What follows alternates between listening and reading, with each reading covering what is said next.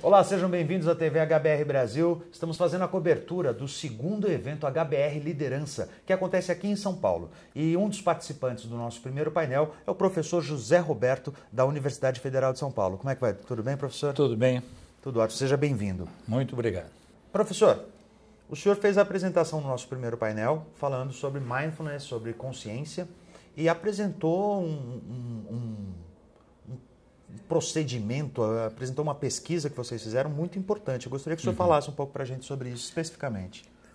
Na verdade, é uma proposta que nós estamos estudando já há um certo tempo, onde o fundamental desse projeto, vamos dizer assim... É uma metodologia? É uma metodologia que incorpora algumas estratégias comportamentais, seja de gestão, gestão que nós chamamos de gestão de vida, e um pouco da estratégia relacionada à meditação do tipo mindfulness. Certo.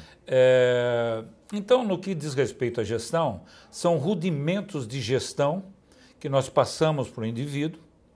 Esse indivíduo assume um termo de comprometimento para se envolver no processo de modificação de comportamento e, com isso, de certa forma, ele aprende, de alguma maneira, a gerenciar algumas áreas que nós determinamos como áreas bastante relevantes do ponto de vista de vida. Então, gerenciamento do lazer, gerenciamento de aspectos mais de desenvolvimento pessoal, das inter-relações pessoais, etc.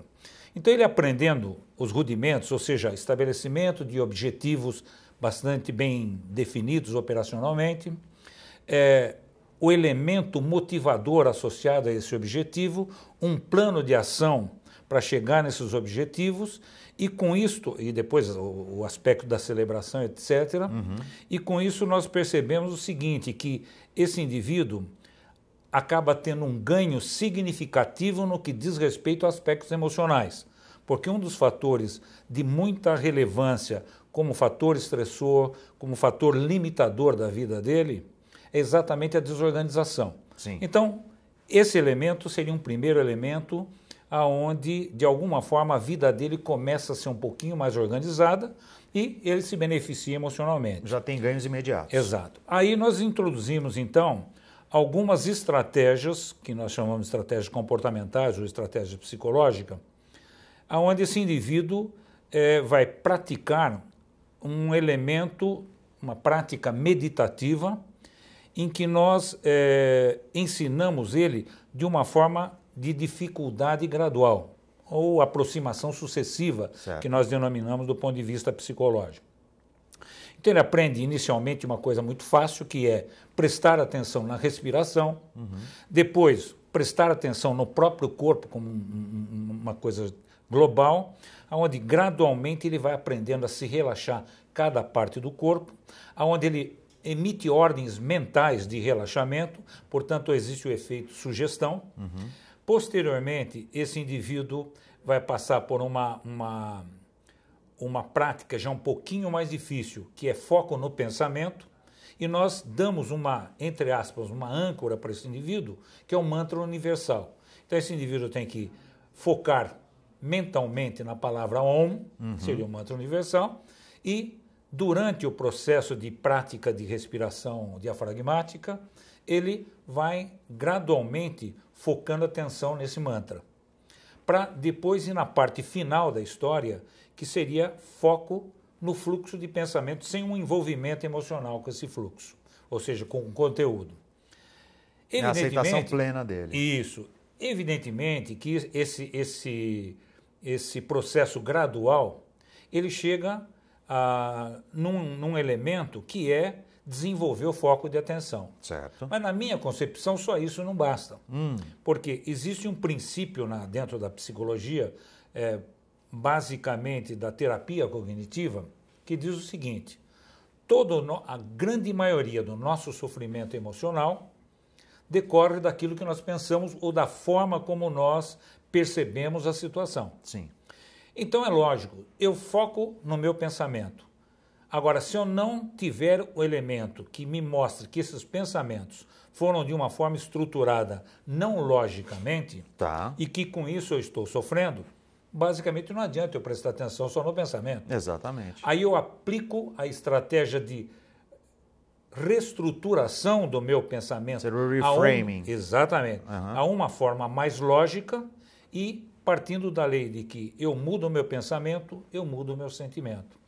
E como esses sentimentos, em geral, são agentes extremamente poderosos de estressor para o indivíduo, na medida em que eu mudo o meu pensamento, mudo o meu sentimento, eu gerencio o estresse. Então, basicamente, esse seria um processo onde gradualmente nós vamos levando o indivíduo a adquirir a habilidade de focar praticamente em cada momento da vida em que ele está vivenciando. Consciência do momento presente. Esse é o conceito de mindfulness. Perfeito. Mas quais são os benefícios disso, de se fazer isso? Olha, hoje nós já sabemos o seguinte, isso do ponto de vista acadêmico, do ponto de vista da pesquisa acadêmica. Ou seja, mensuração de resultados. Exatamente. Nós sabemos que esse procedimento produz um alívio de sintomas de ansiedade, produz um alívio de sintomas de depressão e principalmente no alívio daquilo que nós chamamos de estresse genericamente. Além disso tudo, nós, por meio de testes, nós percebemos que este procedimento como um todo leva o indivíduo a um sentimento de bem-estar significativo. Ou seja, este programa como um todo acaba trazendo muito benefício, não só no sentido de corrigir certos problemas, como também de prevenir outros problemas decorrentes do estresse. E aí o senhor acha que a implantação disso tem que ser uma iniciativa individual, personalizada, de cada pessoa querer buscar isso? Ou, por exemplo, uma empresa pode ter uma implantação genérica, pode ter uma implantação geral disso numa área, com uma equipe, com alguma coisa assim? Essa é a grande vantagem do procedimento. Por exemplo, quando nós realizamos o trabalho, nós ministramos o programa a cerca de 80, 100 pessoas numa sala. Certo. Quer dizer, então é um processo que você atua numa população já razoável. Sim. Então, a implementação disso numa empresa, porque são práticas relativamente fáceis de serem realizadas, né? A implementação disso numa empresa seria, na minha opinião, de muita relevância, porque você previne muitas coisas e hoje os dados científicos são muito claros. Você percebe um benefício significativo no que diz respeito à gestão de estresse e também de controle de muitos problemas que o indivíduo pode apresentar. Mesmo assim, mesmo com toda a comprovação acadêmico-científica, ainda existe muita resistência a essa área de conhecimento, não existe? Com certeza. Professor? Eu acho que, lamentavelmente, é como qualquer processo novo. Nós temos já intrinsecamente, o ser humano tem intrinsecamente o medo da novidade. Sim. Então, logicamente, é mais fácil eu enxergar um processo. Bom, quantas coisas mágicas não existem por aí, quando eu vou ver, a coisa não funciona. Né? Então, eu já vejo que já existe uma certa visão de preconceito em relação a essas práticas. Isso. Porque, em geral, essas práticas foram muito associadas a linhas religiosas ou coisas esotéricas. Esotéricas, exatamente. Só que hoje, infelizmente, isto aqui no Brasil ainda é uma novidade, ainda estamos engatinhando, tanto é que nós estamos realizando ainda muitas pesquisas, são poucos os núcleos que realizam pesquisa nesse campo. Agora, eu vejo que a coisa está crescendo e várias empresas que marcam presença aqui estão incorporando práticas desse tipo. Por exemplo, estão pelo menos curiosas, Einstein. Né? Exato. Você pega o Einstein tem programas desse tipo. A Unifesp também, que é uma universidade importante, em alguns setores da Unifesp nós conseguimos implantar. Então eu já percebo uma certa quebra de, vamos dizer assim, de resistência em relação a essas práticas, o que para nós é muito, muito benéfico. E qual a sua visão de futuro, de como isso pode ou se desenrolar ou ser absorvido, utilizado em larga escala? Olha, eu vejo, por um lado, eu sou muito otimista. Tá. Por outro lado, eu também tenho algumas restrições. Por exemplo, eu acredito que seria um benefício fundamental do ponto de vista socioeconômico, inclusive para o país, a implementação dessas práticas de uma forma geral. Certo. Não só em empresas, como também no nível de coisas escolas públicas. Exatamente. Né? Porque são práticas que você pode divulgar de uma forma assim, bastante ampla. Agora, por outro lado, nós vamos encontrar uma certa resistência, principalmente por interesses econômicos. Por exemplo, infelizmente nós temos que enfatizar isso. Isto não seria interessante para uma indústria farmacêutica. Exatamente. Tá claro? Então, esse tipo de resistência não tem a menor sombra de dúvida que nós vamos enfrentar.